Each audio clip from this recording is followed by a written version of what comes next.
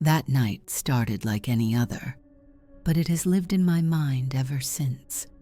Even now, thinking about it makes my pulse quicken, as if my body remembers every breath, every touch, every moment I tried to convince myself wasn't real. I had no idea that by the time the sun came up, nothing in my life would ever feel the same again. It was late, well past midnight, when I finally crawled into bed. The house was quiet, wrapped in the kind of stillness that makes every small sound feel louder than it is. I slipped under the sheets, the warmth of the blanket pulling me towards sleep almost instantly. My muscles loosened, my breathing slowed, and the world around me began to fade. Then, something shifted.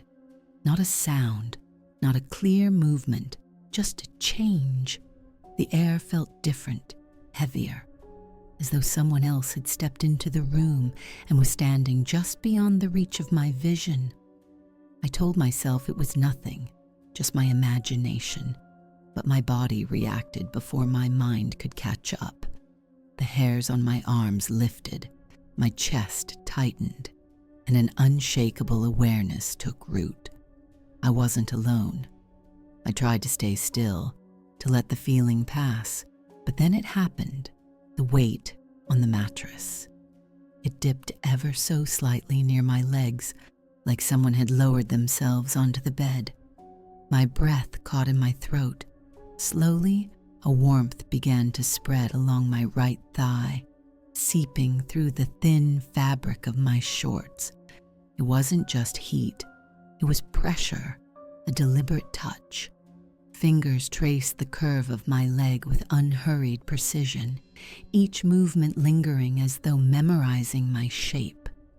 My heart pounded so hard I thought it might shake me awake. Except I was already awake. I didn't dare open my eyes, afraid of what I might see, or worse, that there would be nothing there at all. The touch climbed higher, brushing the edge of my shorts, hovering just long enough to make me shiver. It wasn't cold, it wasn't rushed. It was intentional, curious, possessive. Then came the breath, warm, close, right against the side of my neck.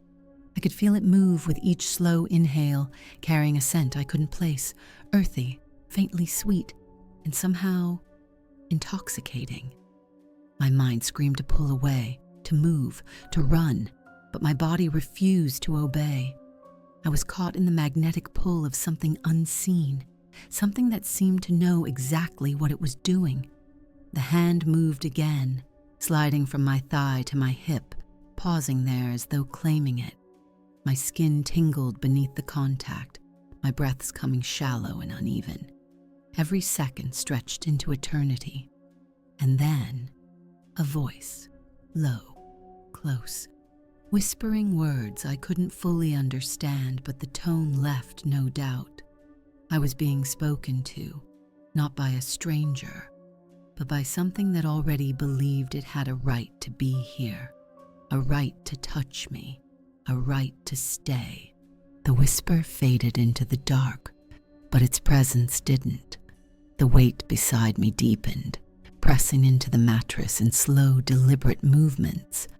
I could feel them, not just the touch, but the nearness, the way the air seemed to bend around their presence.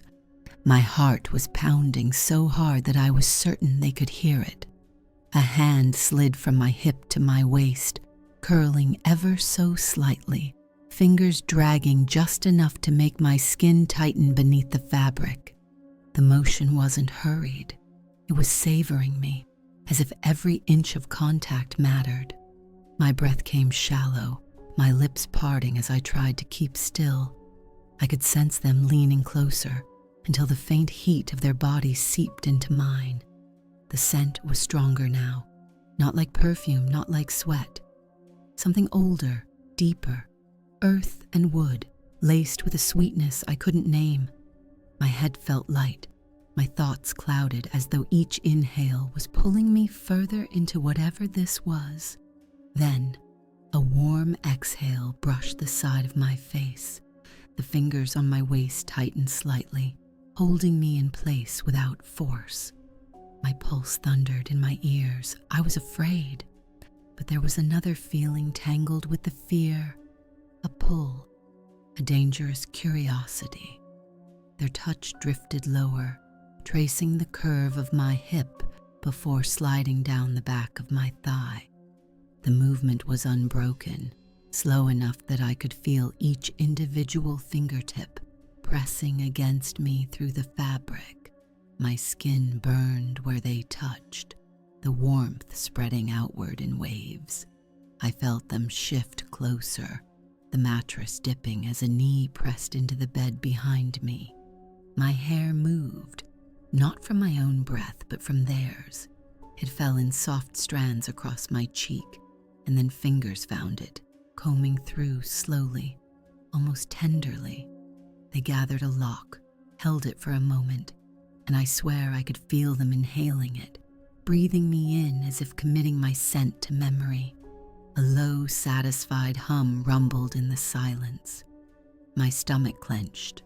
I didn't move, didn't want to. The question made my chest tighten. Then came the most intimate sensation yet, the faintest brush of lips against the shell of my ear. Not a kiss, just enough to make the fine hairs on my neck stand on end. Their breath lingered there, warm and steady, as if they were waiting for me to react. The hand on my thigh slid upward again, slower this time, pausing just at the hem of my shorts. My entire body tensed, anticipating the next move, but instead, the touch retreated, ghosting down my leg like a tease. I swallowed hard, the sound too loud in the quiet. My mind was a storm, part of me screaming to get up, to turn on the light, to break whatever spell this was. And yet, another part, deeper and more dangerous, wanted to see just how far this would go.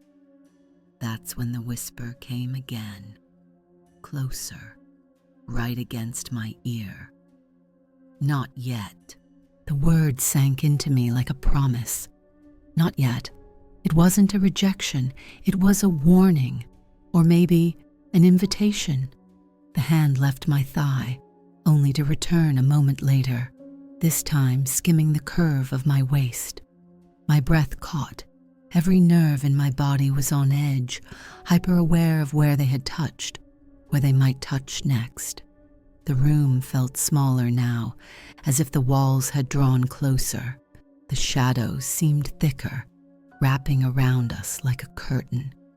I could hear them move, shifting slowly until they were behind me, their presence towering over my body.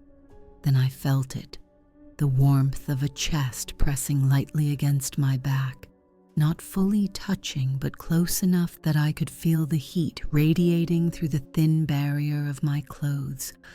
My heart pounded in my throat. Their breath moved across my neck in steady waves, each exhale drawing me deeper into the moment.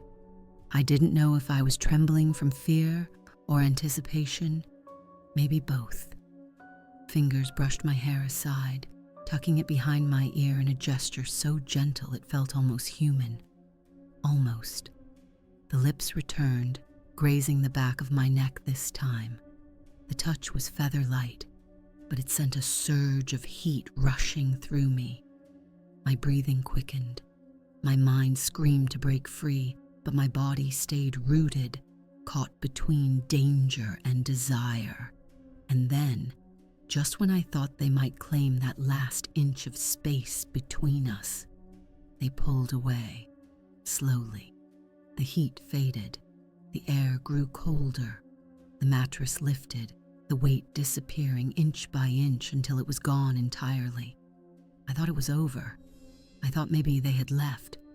But then I smelled it again, that earthy, intoxicating scent. Stronger now, filling my lungs until I felt dizzy. I opened my eyes, scanning the darkness. That's when I saw it. At the foot of my bed, in the faint glow from the streetlight, was an impression in the blanket, knees, pressed deep into the fabric, still there, still watching. My pulse roared in my ears. I couldn't move, couldn't speak. The indentations didn't vanish. They stayed there, as if whoever, whatever Jan was here wanted me to know they hadn't gone anywhere. Then in the stillness the whisper came one last time, software low and certain. Soon, the knees lifted from the bed, the air shifted, the shadows returned to their places. But I knew this wasn't the end, it was only the beginning. If you've ever felt something in the dark, something that touched you when no one was there, you're not imagining it. Subscribe to Paranormal Sleep and see what comes for you next.